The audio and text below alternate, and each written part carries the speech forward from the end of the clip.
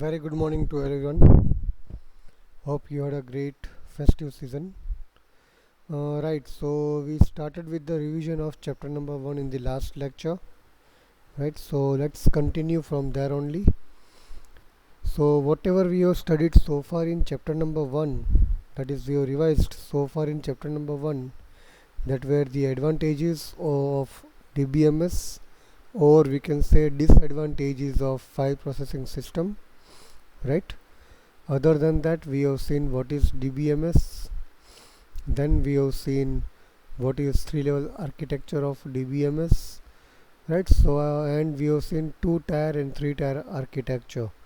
So far, is there anyone who is having any doubt in this, in any of these topics? See, it's a revision lecture, so if you want, you can refer to the PPT once. And still, if you have a doubt, please tell me. It's a type of revision, so let's go very slow in this. You can refer to all these slides till three-tier architecture, and if you find any doubts, any problems, just tell me.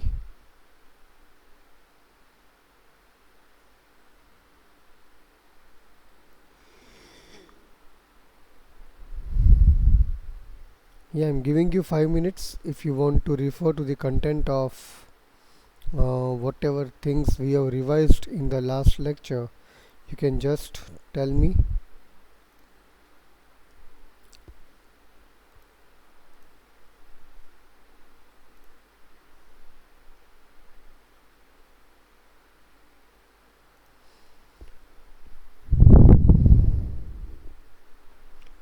Yes, anyone?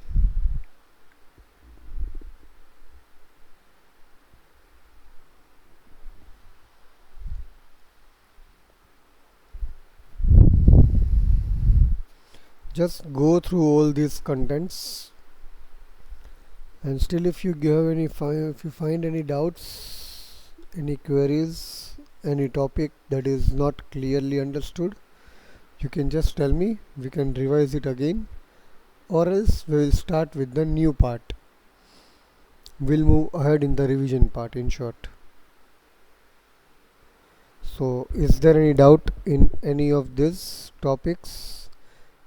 Giving you 5 minutes, you can just go through each of them.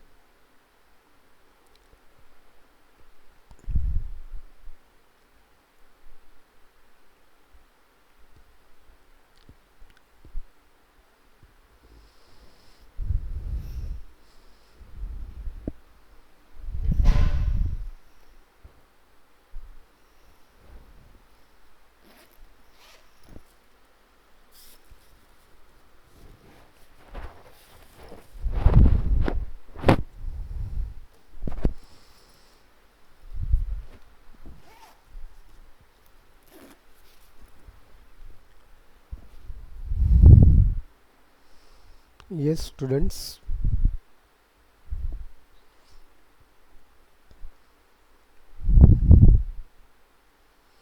So the main disadvantages of file processing system over database management system is you can have data redundancy and inconsistency, you can have different types of file formats, you may have duplication of data, you may have difficulty in accessing the data,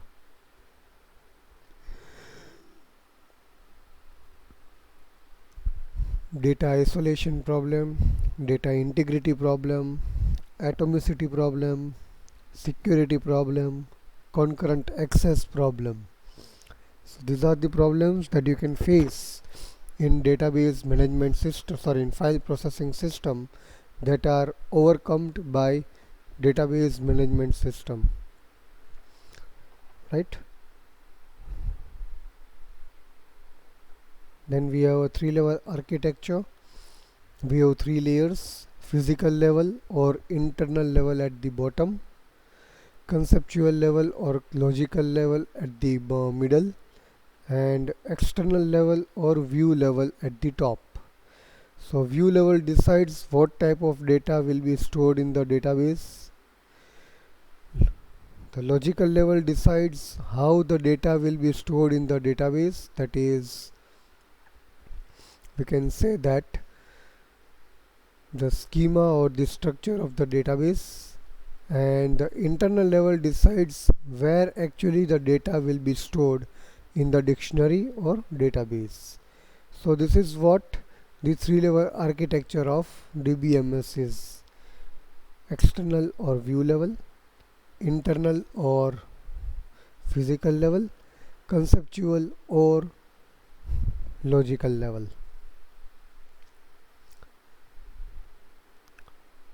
Then we have seen two-tier architecture and three-tier architecture. Two-tier architecture means we are actually, the client or the application is directly dealing with the database. So if the number of clients gets increased or the number of application user gets increased, then what will happen? The performance will degrade. But this type of system is quite easy to manage as well as establish. But in three-tier architecture, we can say that there is one application server which is acting as a middleware between the application as well as the database. So this application server in the middle will fetch the request from the client, take that request to the database, get the appropriate response from the database, and gives that back to the client. So it is working as a middleware. It is very easy to manage even if the number of users are getting more, but the problem is the system will be too costly if you are able to establish this type of scenario in your environment, right? So this type of system is quite complex to build, and if there is any error, then it would be quite difficult to find out where the error is, right? So this is three-tier architecture. Then we had DDL, DML, DCL and TCL, data definition language, structure of the database, and main commands are create, alter, drop, rename and truncate, right? Then we have DML, data manipulation language, insert, update, delete and select. Then we have TCL, transaction control language. We have save point, checkpoint. Then we have commit and rollback, right? And then we have DCL, that is data control language, that is grant, that means give the other users a permission to access your data, and revoke, take back all the permissions from the user, right? That is what revoke means. So we have studied, we have revised this much in the last lecture. So is there any doubt, anyone in any of the topics till here? Is there any doubt, students? Please respond.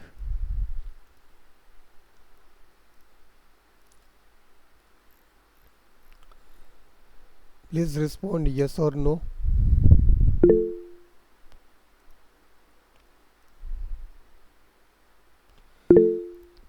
Okay then, so I think let's move on to the next topic then. The next topic is all about data independence.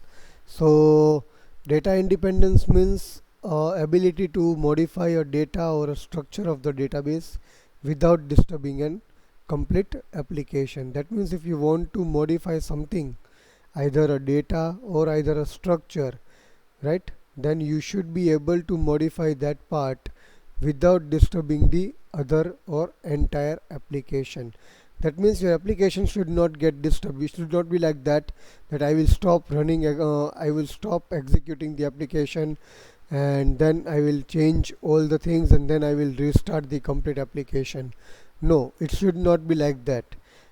Even though the application is getting executed, my data can be changed, my structure of the database can be changed. So whatever changes I want to my database or a data, that should be possible without stopping or disturbing the entire application.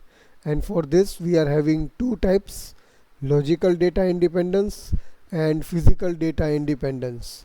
So guys, what do you mean by logical data independence? Just tell me, what do you mean by logical data independence? What do you mean by logical data independence?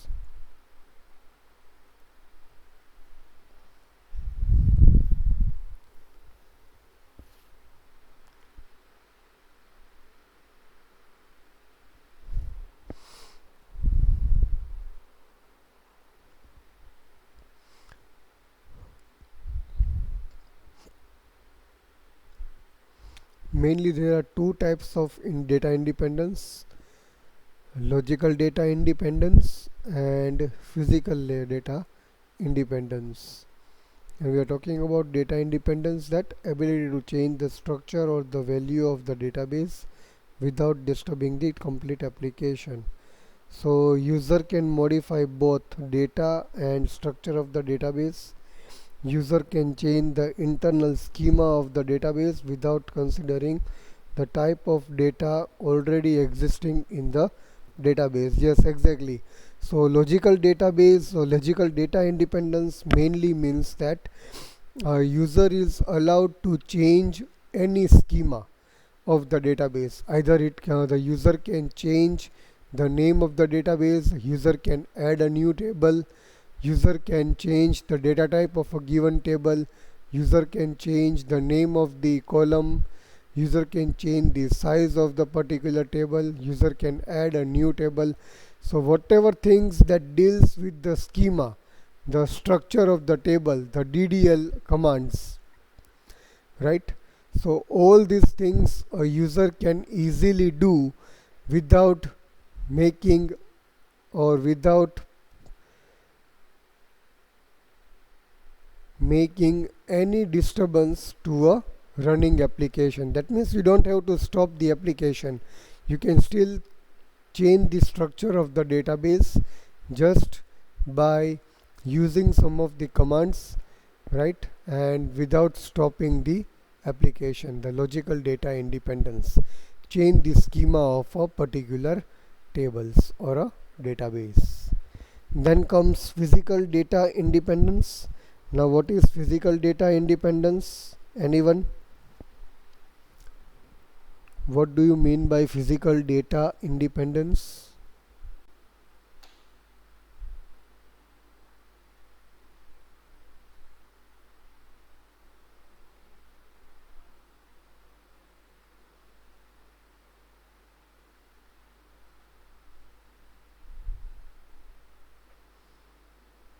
What do you mean by physical data independence?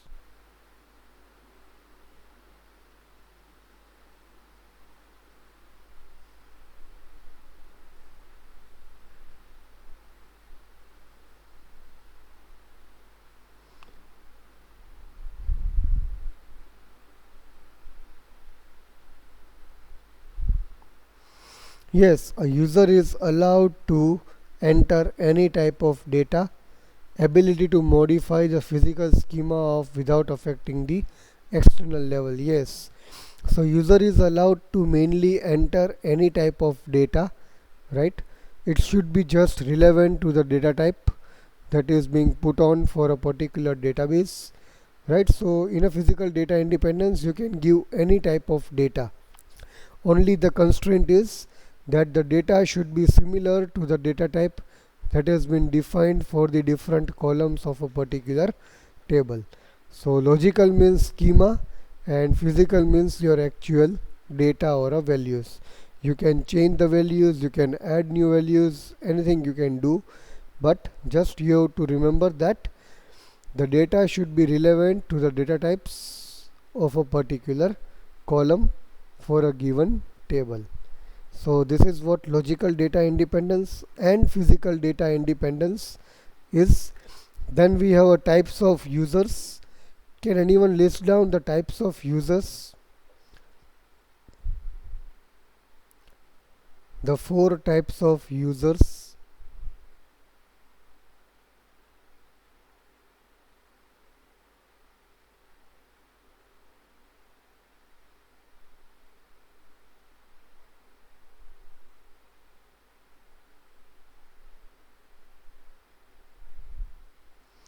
What are the four different types of users?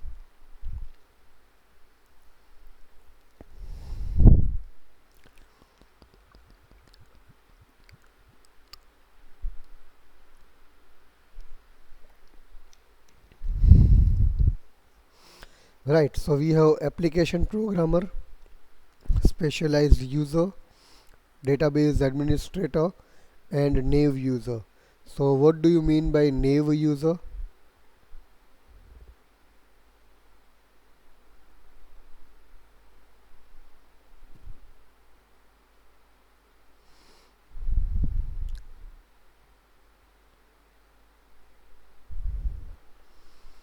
What do you mean by naive user?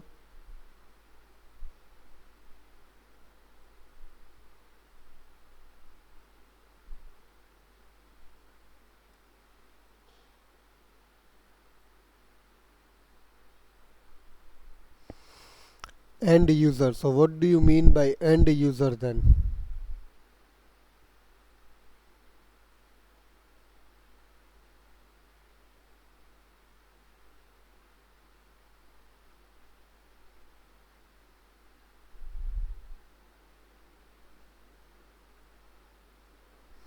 What do you mean by end user, Yash?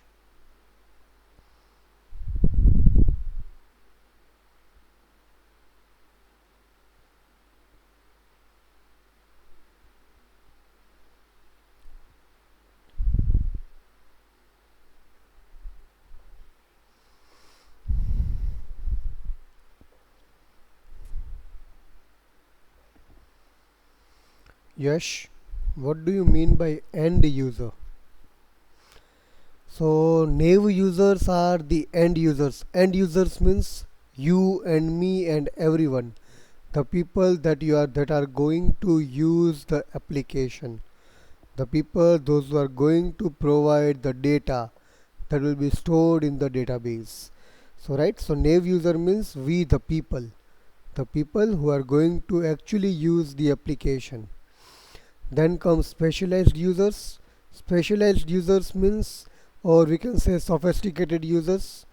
So specialized or sophisticated users means the type of users who will be responsible for writing some advanced level database queries or database operations to just support the database operations written by DBA. Right, so that is what the specialized or sophisticated users mean. Yes, so the database administrator is going to write down or manage all the database operations of a particular database for an application, right? But the specialized or a sophisticated user means whatever the queries and whatever the things that have been provided by the database administrator to manage all these things, right, that will be handled by DBA. But if you want some advanced level queries, advanced level some features, some components, so those components are provided by specialized users. Actually the specialized users mainly interact with application programmer, who is actually responsible for developing your application, right? So application programmer mainly develops the application using some high level programming languages like .NET, PHP, Java, etc. Right? So to support some advanced level database operations in your application, sophisticated users mainly write down such advanced level operations. So this is all about application programmer, DBA, specialized or sophisticated users, and naive users. Is there any doubt, anyone, in this?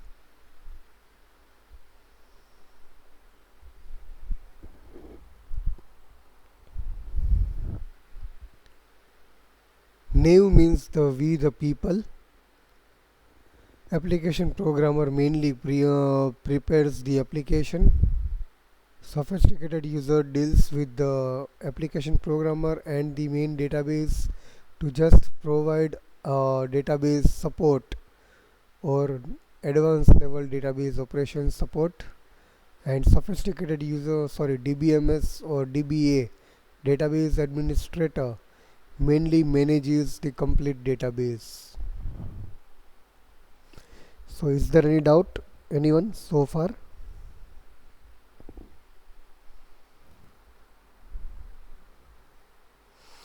Is there any doubt, anyone so far?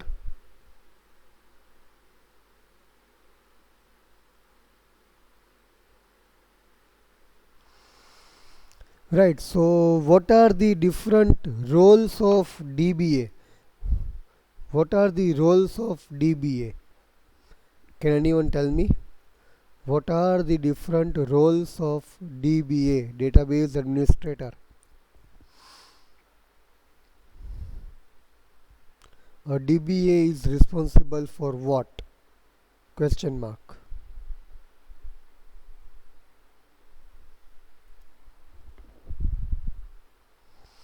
A DBA is responsible for what?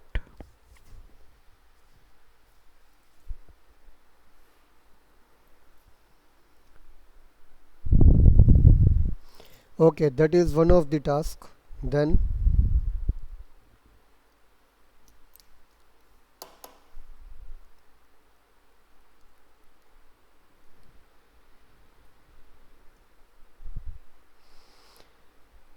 database access control. Okay, then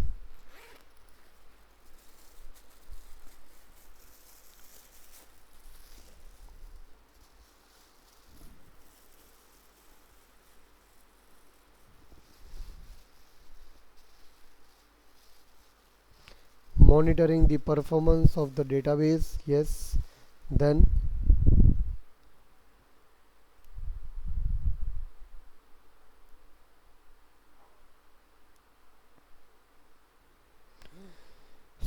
schema definition, defining security and integrity constraints. Very good. So let's see what are the roles of DBA. The roles of DBA are schema definition, then storage structure and method, access method definition. So schema definition means it will be creating the schema of your database, schema of each and every table that are being to be used. Then storage structure, then how the database will be stored in the database, that is storage structure. And access method definition means how the data will be accessed from a database. Then data defining security and constraints, granting authorization to the users for accessing the data. Yes. Then liaison with the users, that means it will integrate, it will communicate with the application programmer and develop a particular database and establish the complete management of database with a liaison, with a communication with application programmer for a given application. Then we have assisting application programmer, right? As I said, it is going to help the application programmer to interact with the database. Then monitoring the performance, that means it will check whether all the queries that have been fired, all the queries, all the data management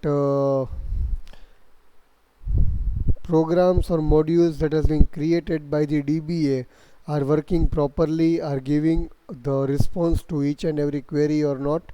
So all these things comes under monitoring the performance. And last one is database backup and database recovery. So very regular, at a regular interval, DBA has to take a backup of the database, right? And in case of failure, the data DBA is the responsible person to get the database recovery. So these are the main roles of DBA. Just go through it, and if you have any doubts, tell me.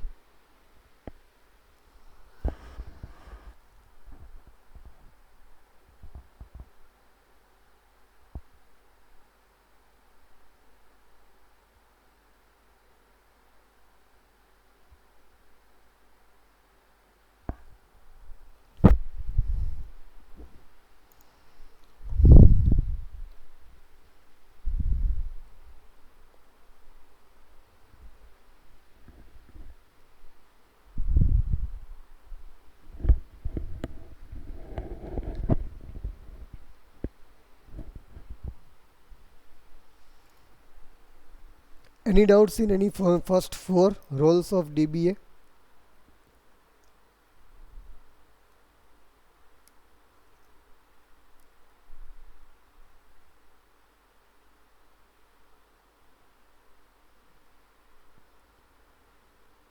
Schema definition, storage structure and access, data access method definition, defining security and integrity constraints, authorization. Yes guys, anyone, any doubts in this?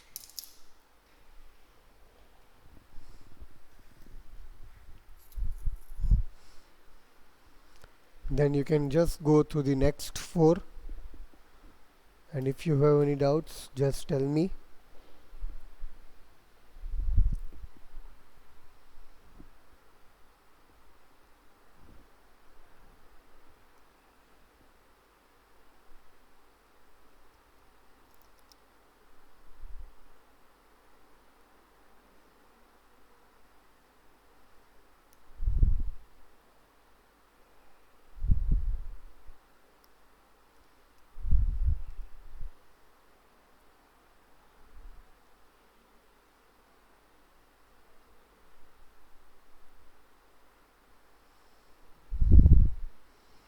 Yes, anyone, any doubts?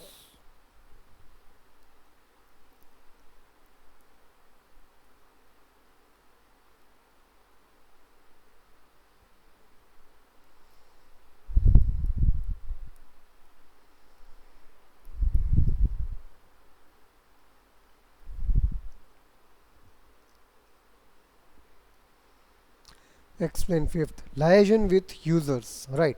See, the application programmers is only mainly going to develop the application, right? So it will require some type of schema or a structure of the database to work with the application and to integrate the complete application with the database.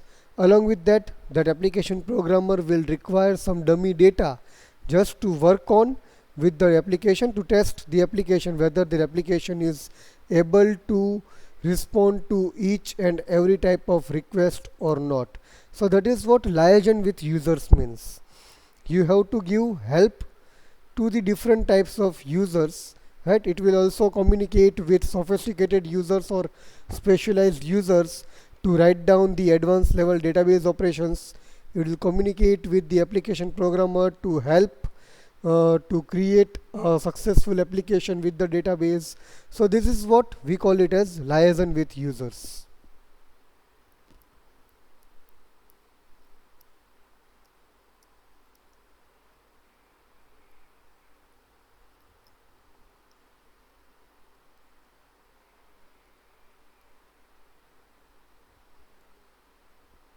Now clear, Dirga, or any doubts?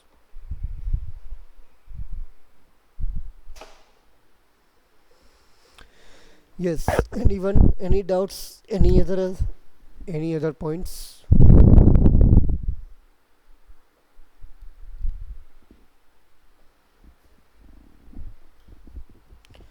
Anyone, any other doubts?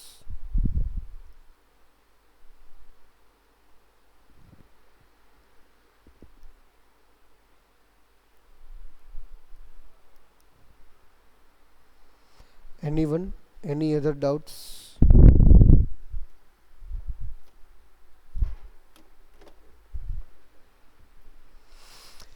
Right, then we move on to the next part. The next part is the complete architecture of the database. So we already know what are the different types of users in the database. We already have gone through this, but can anyone tell me what is the use of query processor in the architecture? What is the role of each user first? Let's start from the user only. What is the role of each user? We already discussed this few minutes back. So what is the role of each user? Does anyone remember?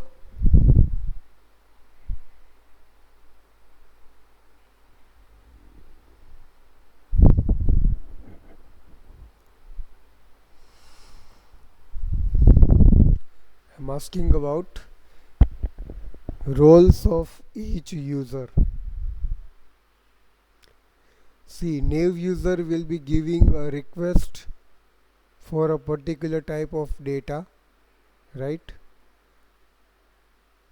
Application programmer is going to develop application using the data. Specialized user or sophisticated user is going to write down advanced level database operations using some tools to help an application to interact with database quite more efficiently. And DBA is responsible to manage the complete database. So these are the roles of each user. Now, in the architecture, what is the requirement of query processor? Does anyone remember? What is the role of query processor?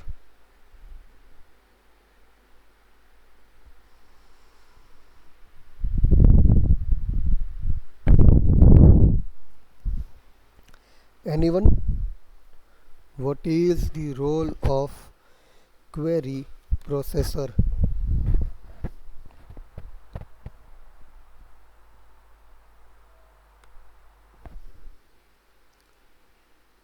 Anyone who can give me the answer of this?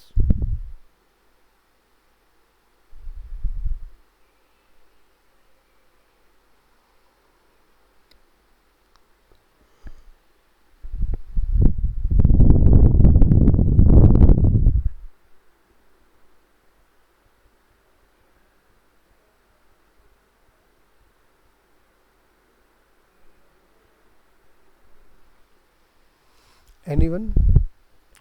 To execute queries on the database. Okay, Keval, very good. Any other answer? So query processor mainly executes your query on the database. So it takes the request of any type of uh, any type of database request, right? It takes any type of database request and then it forwards it to the database. So whatever queries you've written in the backend, all the queries will be converted to relational algebra, and that relational algebra will be sent to the database for getting a proper response. So query processor mainly converts your query into a required form, and that is then sent to the particular database for getting an appropriate output. So that is what query processing or query processor does. What is the role of storage manager? What is the role of storage manager?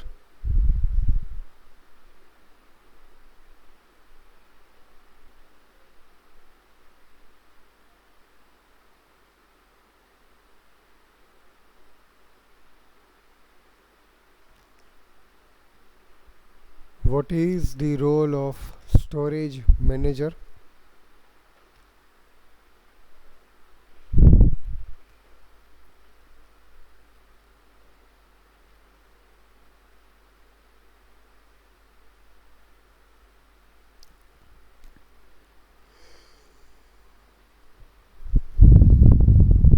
Anyone who knows the storage manager?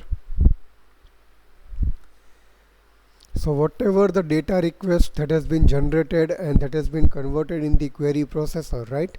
That request is sent to the storage manager, and that storage manager takes your request to the actual database, right? So we can say that query processor is a middleware for the users and storage manager is the middleware for database or data storage. So whatever request has been generated by the query processor, that request is sent to storage manager, and storage manager actually gets your response from the database for all your requests sent by the users. So that is the main role of storage manager. It is managing all the requests sent by the query processor. It will communicate with the relevant database files and get the proper response from the database for the users. So that is what the storage manager actually does.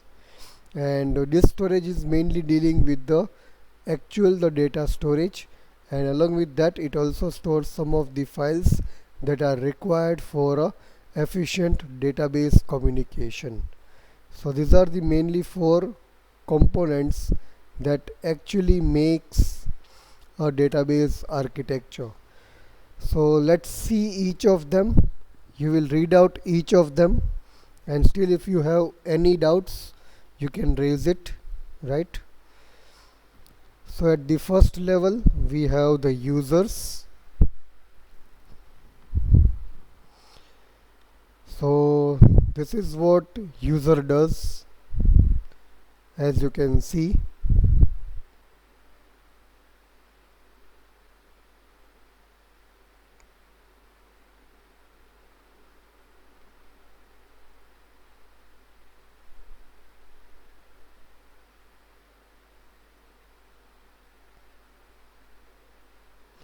Right, then all the request of all the users is sent to a query processor.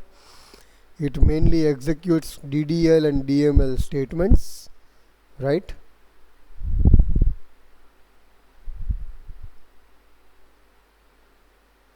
So ultimately all the queries made by all the types of users are actually translated into a machine level language, that is relational algebra, and then it is given to a query evaluation engine, and that engine communicates, you can see, executes low level instructions generated by DML compiler. So all the request made by the user is been converted to some internal form, and that internal form is executed by the query evaluation engine, and this query evaluation engine mainly communicates with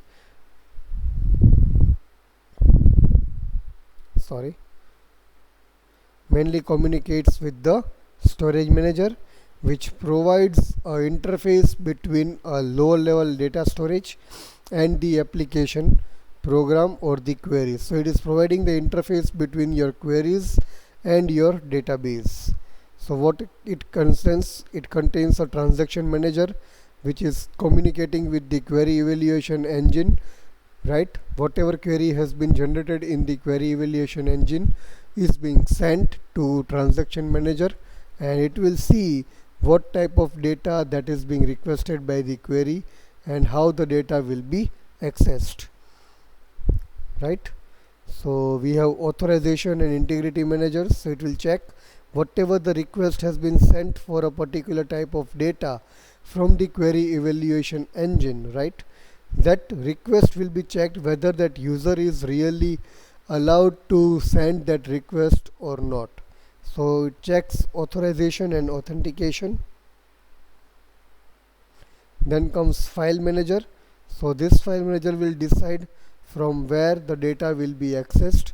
Either it will be accessed from a virtual copy or from the regular database, right? And last is buffer manager. It actually fetches the data from the disk and gives back to the user. It occupies the memory required for the data to be fetched as a response. And at last we have a disk storage, that is our database. It contains data dictionary that actually stores the database. It contains indices, the index that we have learned in the last chapter of this particular subject, index or indices. So index is going to point each and every data somehow using some algorithms, and that indices will be helpful to fetch the data from the database, right? So that is indices. Then we have actual data that will be required to fetch, and Last we have statistical data, that is a metadata, the information about a data. A data about a data, that is statistical data or statistical information, right? So this is all about your complete architecture. So guys, I request you to go through this architecture again, and if you have any doubts, please raise it in the chats.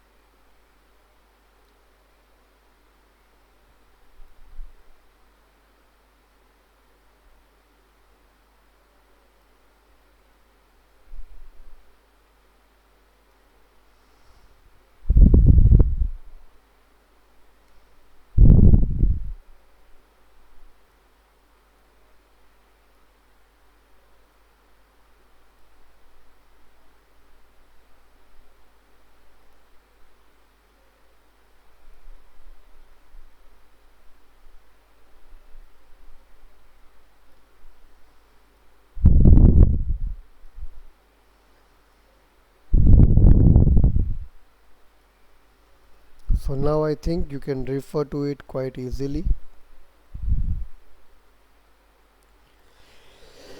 You can read out all the roles of each and every user, each and every component. And if you have any doubts, just raise it.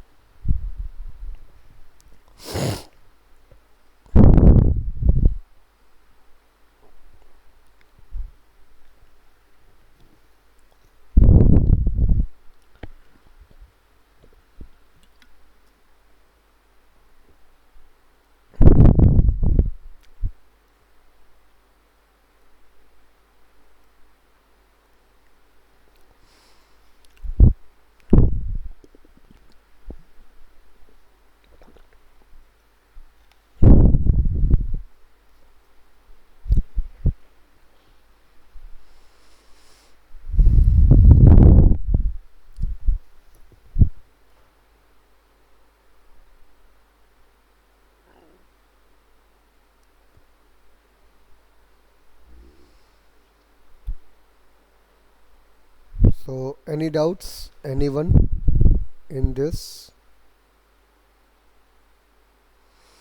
any particular topic, any particular component?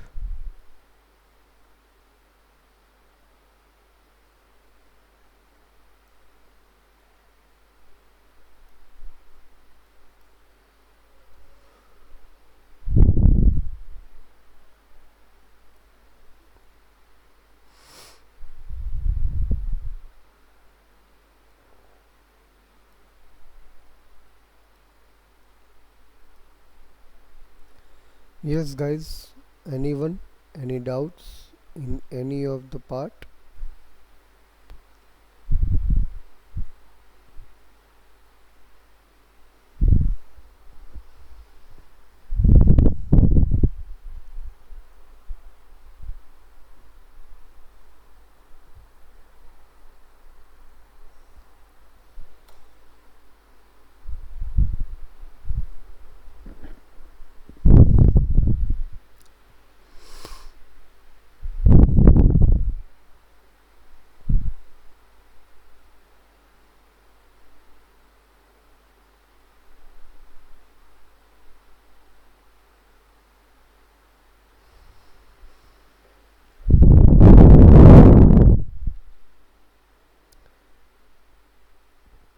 Anyone, any doubts?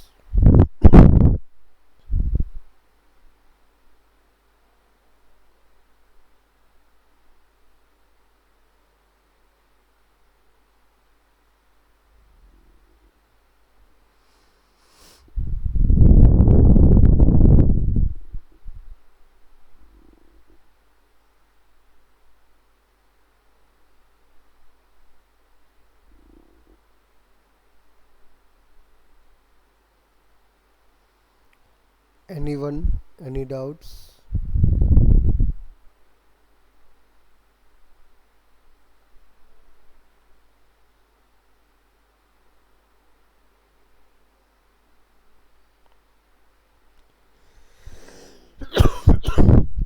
Yes, students. Anyone? Any doubts?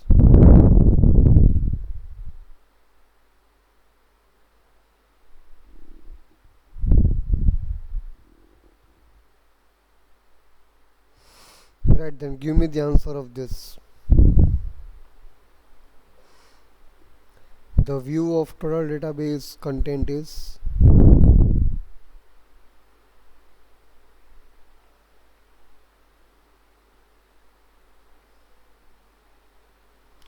What will be the answer of this MCQ?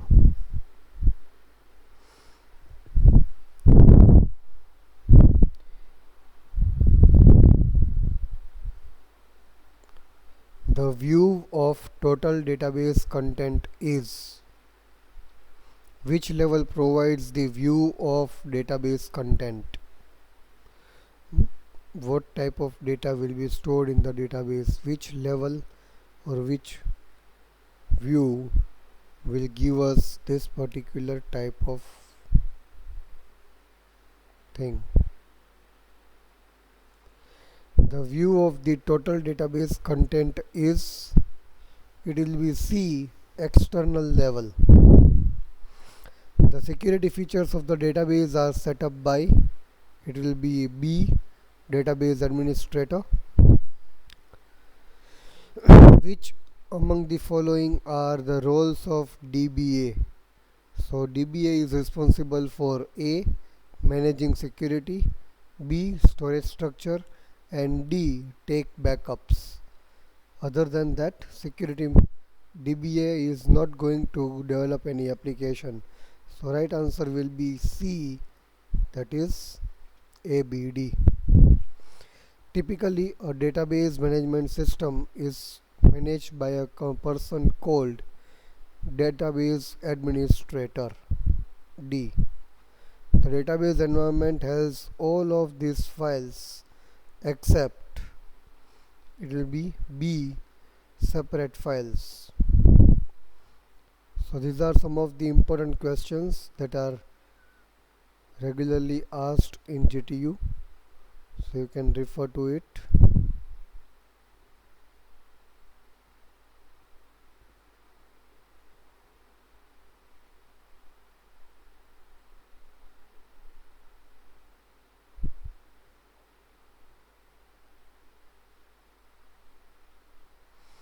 Right.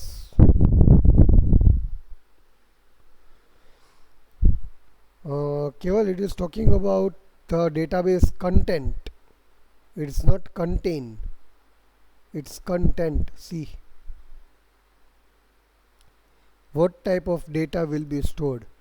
So it will be external view.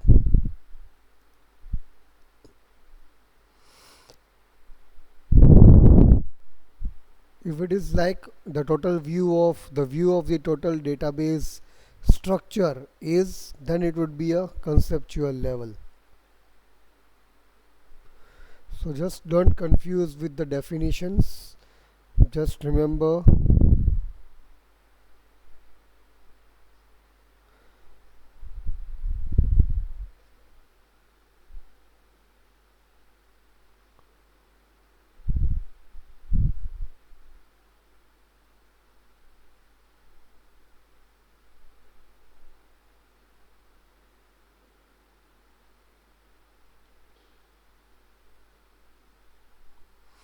clear, Keval.